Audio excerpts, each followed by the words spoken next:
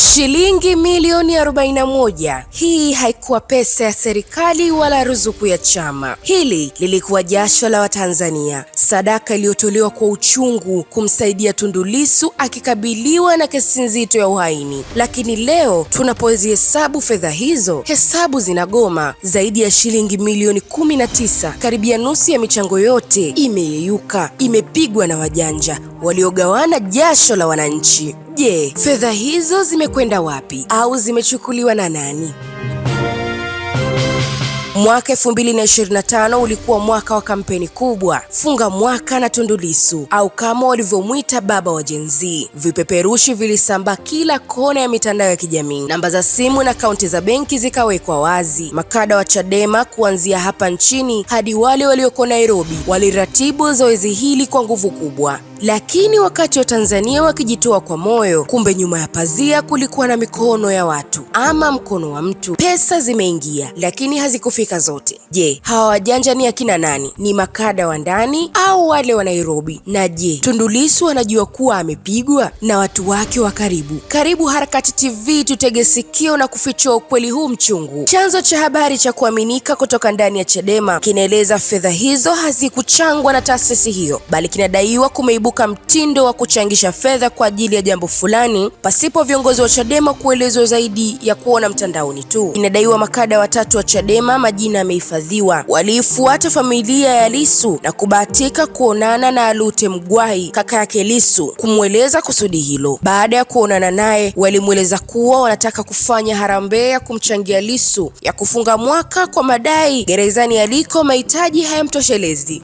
Baada ya Mgwai kusikia hivyo na vijana waliomfuata na wajua na kuwaamini, hakuwa na wasiwasi wowote na aliwaamini, wakamshawishi afungue akaunti maalum za simu pamoja na benki, kimeeleza chanzo. Baada ya hapo, matangazo ya uhamasishaji wa Watanzania kumchangia Lissu yakaanza, hasa kwenye mitandao ya kijamii, na wananchi wakaanza kutuma miamala. Na Disemba 31, 2025 pazia likafungwa. Inadaiwa baada ya mchakato huo kufungwa, ikatangazwa imepatikana shilingi milioni 26. Lakini wakati Mgwai anakabidhiwa simu zilizokuwa zikitumika, akaona muamala wa shilingi milioni 22. Ndipo alipoenda benki kuomba taarifa na kubaini miamala yote jumla ni shilingi milioni 41. Maana yake shilingi milioni 19 zimeliwa, kimeeleza chanzo hicho. Mzee akaanza kuwahoji, na katika miamala ikaonekana kuna fedha zimetumwa Nairobi, Kenya kupitia namba za nchi zikienda huku kwa namba za Kitanzania. Kuna mtu alijitumia shilingi milioni 3. Inaelezwa Mgwai aliwapa muda akiwataka vijana hao kurudisha fedha zote zilizokusanywa, lakini haikuwa hivyo kwa sababu inasemekana fedha hizo zilishaliwa. Inadaiwa Mgwai aliwapa muda huo kuanzia Januari 10, 2026, lakini hakupata mrejesho. Ndipo alipoamua kufungua kesi ya Arusha na kupewa arabi. Harakati TV imemfuata Mgwai kuhusu suala hilo, ambapo alijibu, siwezi kusema zaidi kwa sababu jambo lipo polisi kwa ajili ya uchunguzi. Jambo lipo chini ya upelelezi wa polisi. Jaribuni kuzungumza nao, kama watawapa taarifa, na kama unahitaji ufafanuzi zaidi waulize, watakupatia, ameeleza Bwana Mgwai. Alipotafutwa, kamanda wa polisi mkoa wa Arusha Justin Masejo amesema amekiri jeshi hilo kumshikilia mkazi wa jiji hilo Bwana Fredrick Mbwambo, kada wa Chadema, kwa tuhuma za wizi wa fedha zilizokusanywa kutoka kwa wananchi kwa ajili ya Lissu. Kwa mujibu wa taarifa ya kamanda Masejo, fedha hizo zilikusanywa kupitia kampeni iliyopewa jina la Funga Mwaka na Tundu Lissu. Kamanda Masejo amesema Mbwambo alikamatwa Januari 27,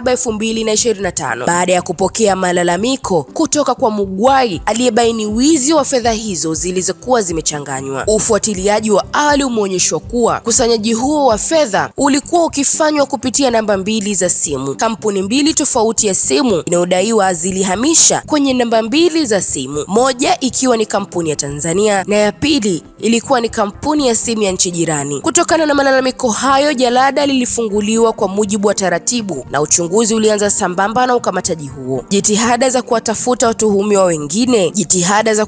watuhumiwa wengine waliotuhumiwa kuhusika katika wizi huo pamoja na vielelezo unaendelea ili hatua za kisheria zifuatwe, amesema kamanda Masejo. Unaweza kutupia komenti yako kwa kuuliza chochote na mimi nitashuka kukujibu hapo chini. Asante.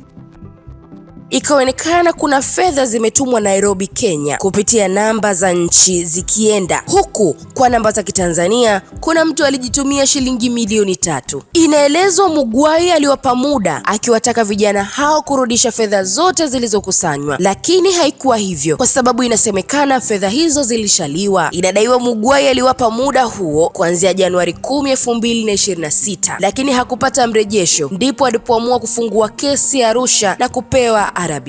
Harakati TV imemfuata Mughwai kuhusu suala hilo, ambapo alijibu, siwezi kusema zaidi kwa sababu jambo lipo polisi kwa ajili ya uchunguzi. Jambo lipo chini ya upelelezi wa polisi. Jaribuni kuzungumza nao. Kama watawapa taarifa na kama unahitaji ufafanuzi zaidi, waulize, watakupatia, ameeleza Bwana Mughwai. Alipotafutwa, kamanda wa polisi mkoa wa Arusha Justin Masejo amesema amekiri jeshi hilo kumshikilia mkazi wa jiji hilo Bwana Fredrick Mbwambo, kada wa Chadema, kwa tuhuma za wizi wa fedha zilizokusanywa kutoka kwa wananchi kwa ajili ya Lissu. Kwa mujibu wa taarifa ya kamanda Masejo, fedha hizo zilikusanywa kupitia kampeni iliyopewa jina la Funga Mwaka na Tundu Lissu. Kamanda Masejo amesema Mbwambo alikamatwa Januari 27, 2025 baada ya kupokea malalamiko kutoka kwa Mughwai aliyebaini wizi wa fedha hizo zilizokuwa zimechanganywa. Ufuatiliaji wa awali umeonyeshwa kuwa ukusanyaji huo wa fedha ulikuwa ukifanywa kupitia namba 2 za simu. Kampuni 2 tofauti ya simu inayodaiwa zilihamisha kwenye namba 2 za simu, moja ikiwa ni kampuni ya Tanzania na ya pili ilikuwa ni kampuni ya simu ya nchi jirani. Kutokana na malalamiko hayo, jalada lilifunguliwa kwa mujibu wa taratibu na uchunguzi ulianza sambamba na ukamataji huo. Jitihada za kuwatafuta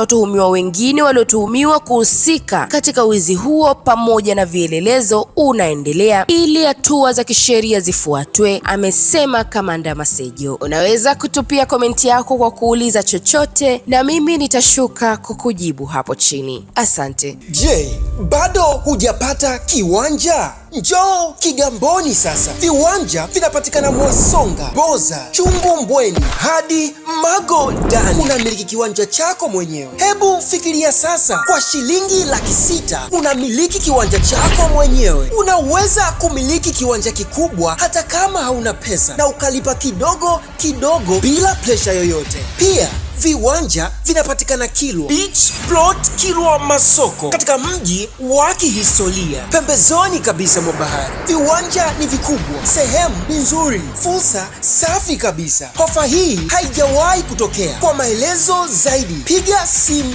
namba 0619633507, 0652011836. Miliki kiwanja chako sasa kwa bei unayoitaka wewe. Karibu tukuhudumie.